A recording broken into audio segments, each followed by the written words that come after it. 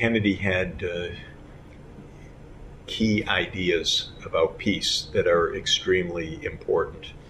In his inaugural address in January 20th, 1961, he said very famously, "Let us never negotiate out of fear, but let us never fear to negotiate." For me, this is the starting point. If you don't talk to the other side, you can't make peace. And this is, in my opinion, the biggest single mistake of the United States. It doesn't talk to the countries it regards as adversaries.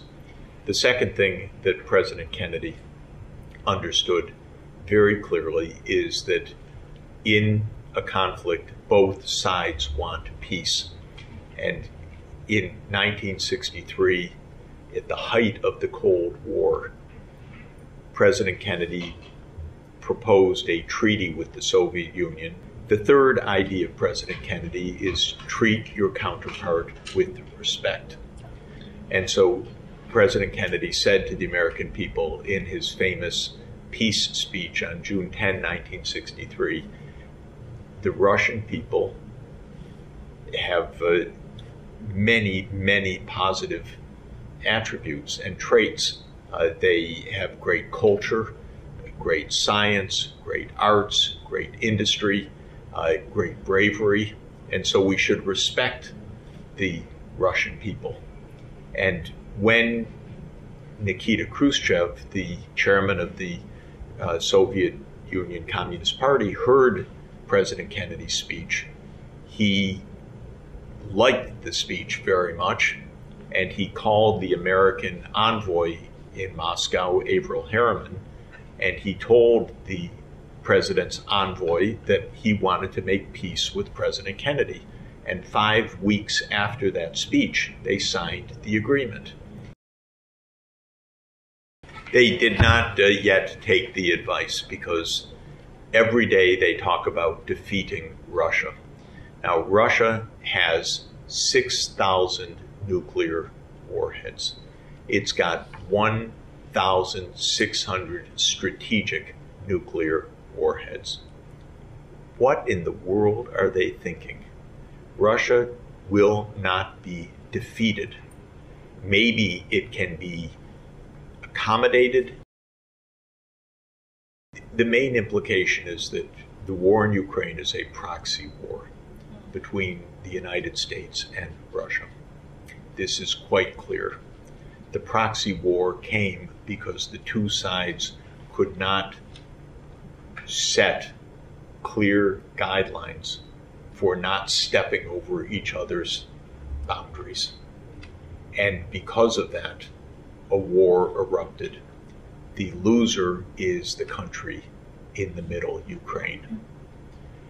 Taiwan is in an extremely delicate situation, and an extremely dangerous situation, I'm so sorry to say, because the United States and China are feuding in a very dangerous way.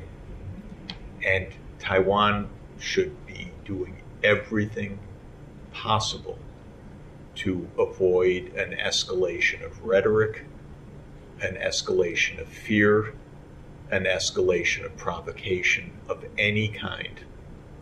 And to my mind, the most important thing that I hope Taiwan's leaders say to the United States is, calm down, stop talking about war, stop talking about conflict. I am idealistic. You know why? Because if you study and read history for the thousands of years, most of these wars have been horrible tragedies that accomplished nothing. So if I saw that war was a very constructive force, maybe that would be an empirical argument, but what you see is how many disasters come for no reason at all. So I am idealistic, but I don't think ridiculously idealistic. What I believe in is mutual respect, dialogue, negotiation, and compromise. I profoundly respect what Taiwan is and what it is accomplishing and what it's contributing, and I want it to continue. But then I want us to think in the right way, because it's not going to do it by force of arms. It's not going to do it because the U.S. military approach is the right approach. It's going to do it through proper understanding, through human relations, with a reduction of fear, with a reduction of tensions, with an open society, and with prosperity in the mainland and here. That's the key.